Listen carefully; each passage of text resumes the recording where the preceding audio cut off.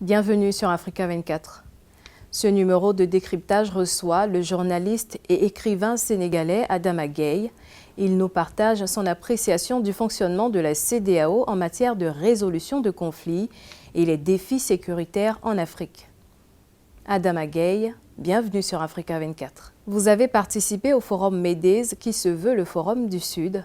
Quelle appréciation faites-vous de ce forum? Je pense que c'est une excellente chose qu'un forum pareil puisse se tenir sur le continent africain parce que généralement, les grands lieux de conversation sont situés en dehors du continent et on y parle du continent sans offrir aux Africains la chance de donner leur opinion concernant le présent, le passé et l'avenir de leur continent.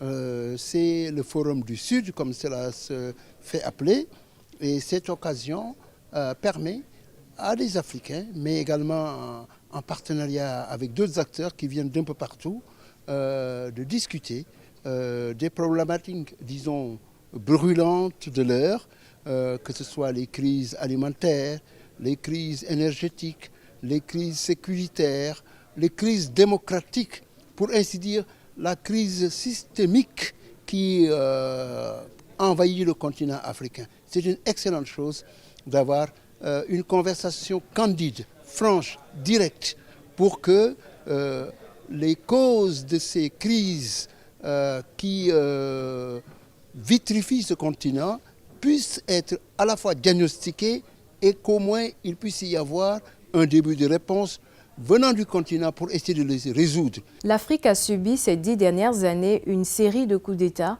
Les plus récents se situent en Afrique de l'Ouest. Que vous suggèrent ces coups d'État qui mettent à mal le développement du continent? Qui est contre les coups d'État? Pas moi. Parce que, écoutez, s'il y a des coups d'État civils, il faut bien savoir qu'ils sont les géniteurs des coups d'État militaires. Tant que les civils n'auront pas compris que leur maintien au pouvoir doit être légitimé par la production des engagements pour lesquels ils avaient été élus. Ensuite, qu'ils sachent que le leadership doit à un moment donné s'effacer pour permettre une alternance, le renouvellement des savoirs, des savoir-faire et des hommes à la tête des pays. Je pense que l'Afrique, surtout à l'ère des réseaux sociaux, de l'Internet, de l'information libre qu'on ne peut plus contrôler à partir des médias nationaux publics aujourd'hui en obsolescence, tant qu'ils ne comprendront pas cela, ceux qui sont à la tête de nos pays, bien évidemment, il va y avoir et ces coups d'État seront applaudis par les populations. Parce que regardez cette jeunesse africaine à qui on n'offre rien, ni à manger, ni à boire, ni d'emploi, ni de vie même conjugale. Alors ces situations-là sont le lit, la base du retour en force des militaires sur le jeu public africain.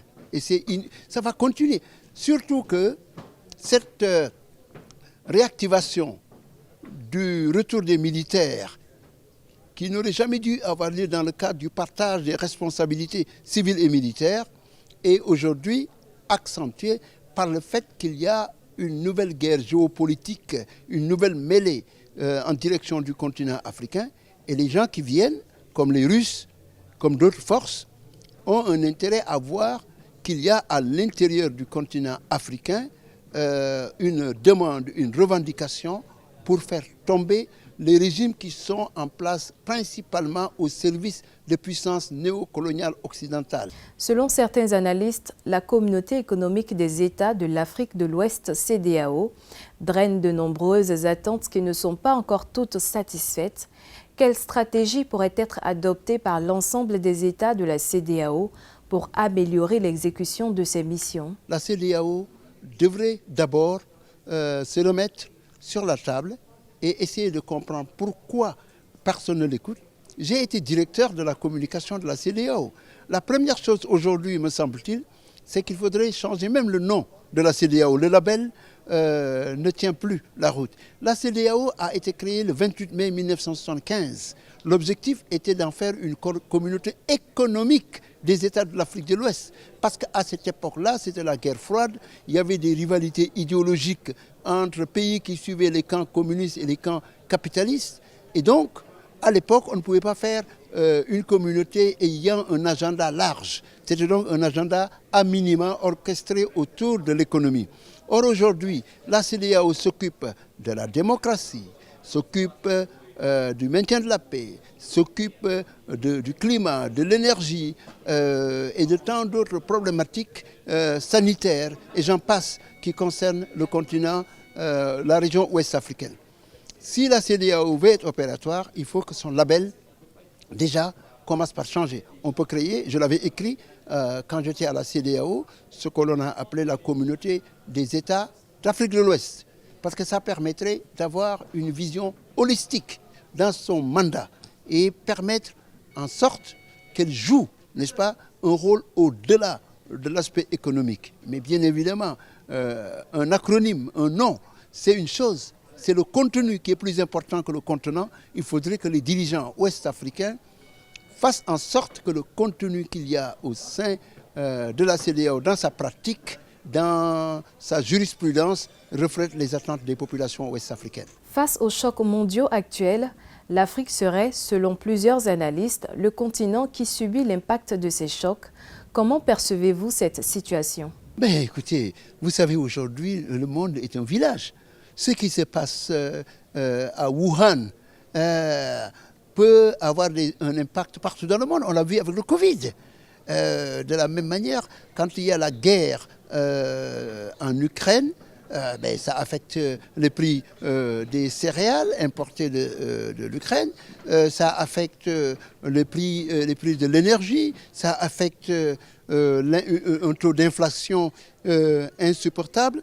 Grosso modo, ça questionne les politiques industrielles, les politiques économiques, les politiques de souveraineté, les politiques d'autosuffisance alimentaire et, disons, de souveraineté stratégique des pays africains.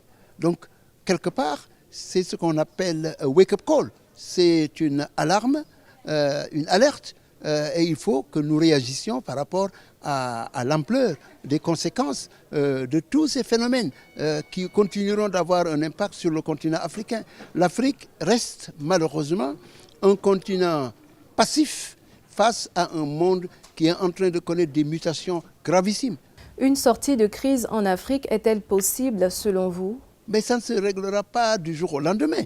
Ben, beaucoup de réponses ont été données, beaucoup de réunions ont eu lieu pour apporter des réponses, des stratégies, etc.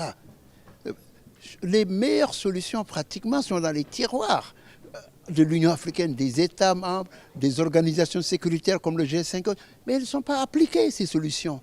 Et on nous dit qu'il y a un problème de financement, il faut que la communauté internationale intervienne. Mais vous pensez que les pays occidentaux et autres vont mettre l'argent de leurs contribuables dans des pays où les dirigeants vont les détourner, vont privatiser l'aide comme ça a été le cas ces dernières années, vont continuer d'exposer leurs citoyens et de les forcer même à l'exil, comme c'est mon cas, ou de les emprisonner parce qu'ils écrivent des choses qu'ils ne veulent pas entendre, comme c'est mon cas aussi, ou enfin, créer les conditions où, malheureusement, les grands problèmes du continent, on ne veut pas qu'on les aborde et qu'on laisse les gens qui sont arrivés au pouvoir, encore une fois par les urnes, mais s'y maintiennent par les armes, vouloir imposer un dictat.